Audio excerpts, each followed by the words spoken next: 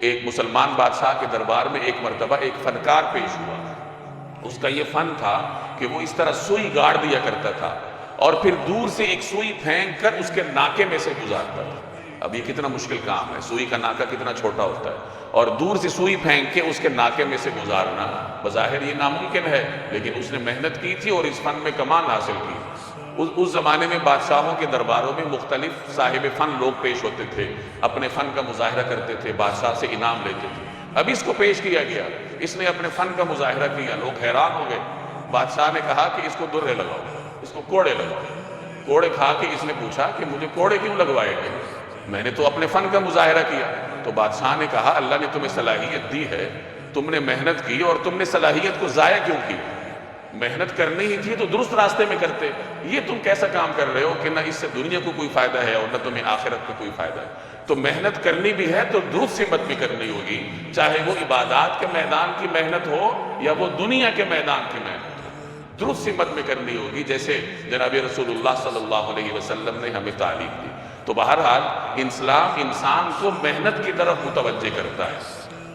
محنت تو بھکاری بھی کرتا ہے، سارا دن وہ چوراہے پر کھڑا ہوتا ہے، دھوپ کا سامنا کرتا ہے، خود بھی اپنے آپ کو بھی رسوا کرتا ہے، اپنے معصوم بچوں کو بھی رسوا کرتا ہے۔ محنت تو وہ بھی کرتا ہے، محنت چور بھی کرتا ہے، محنت دھوکہ دینے والا بھی کرتا ہے، لیکن میں نے عرض کیا کہ محنت درست سمت میں کرنی ہوتی ہے۔ اللہ نے جو صلاحیتیں دی ہوتی ہیں وہ درست مقاصد کے لیے استعمال کی جاتی ہے۔ اسلام نے مزدور کی حوصلہ افزائی کی ہے اور اس قدر حوصلہ افزائی کی ہے کہ اس کے لمحات کو اللہ کے راستے میں شمار کیا گیا۔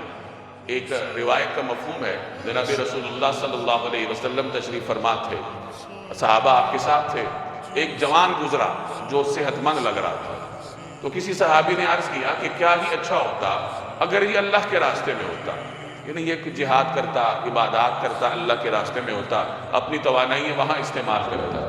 تو نبی کریم صلی اللہ علیہ وسلم نے فرمایا، اگر جس کا مفہوم یہ ہے کہ اگر یہ آدمی رزق کمانے کی محنت کر رہا ہے اس نیت سے کہ اللہ اس کو سوال سے بچائے، اپنے والدین کی کفالت کرے، تو پھر بھی یہ اللہ کے راستے میں ہے۔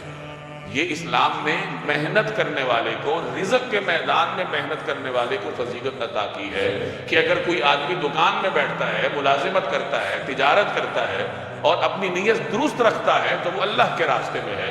اور یہ آپ جانتے ہیں کہ جو آدمی اللہ کے راستے میں ہوتا ہے اس کے ہر قدم پہ اس کو نیکی ملتی ہے، ہر گزرنے والا لمحہ اس کے نامہ اعمال میں نیکیاں درج کرواتا ہے، کیونکہ وہ تو عبادت کر رہا ہے۔ نبی کریم صلی اللہ علیہ وسلم غزوہ تبوک سے واپس تشریف لا رہے تھے، صحابہ استقبال کے لیے نکلے۔ ایک صحابی تھے، غالباً حضرت سعد انصاری نام تھا ان کا، وہ آگے بڑھے اور انہوں نے رسول اللہ صلی اللہ علیہ وسلم سے مصافحہ کی۔ آپ صلی اللہ علیہ وسلم نے جب اس کے ساتھ مصافحہ فرمایا تو آپ کو ایسا محسوس ہوا کہ ان کے ہاتھوں میں کچھ کھردراپن ہے، ہاتھ کھردرے تھے۔ تو رسول اللہ صلی اللہ علیہ وسلم نے ان سے پوچھا کہ ارے بھائی آپ کے ہاتھ کیوں کھردرے ہیں؟ وہ عرض کرنے لگے کہ یا رسول اللہ میں مزدوری کرتا ہوں، کدال چلاتا ہوں، پھاوڑا چلاتا ہوں اور اس طرح محنت کر کے اپنے اہل و عیال کے لیے رزق کماتا ہوں۔ تو نبی کریم صلی اللہ علیہ وسلم نے اس کے ہاتھوں کو بوسہ دیا، یعنی یہ آپ صلی اللہ علیہ وسلم نے اسے اعزاز عنایت فرمایا۔ اب محنت کرنے والے کو یہ جو اتنا اعزاز دیا گیا ہے، کیوں؟ اس لیے کہ محنت درست راستے پر کر رہا ہے اور معاشرے میں اس کی وجہ سے مثبت تبدیلی آ رہی ہے۔ ایک آدمی مزدوری کرتا ہے اس کو بھی فائدہ ہے اور جو مزدوری لے رہا ہے اس کو بھی فائدہ ہے۔ ایک آدمی تجارت میں محنت کر رہا ہے اس کو بھی فائدہ ہے، پورے معاشرے کو فائدہ ہے۔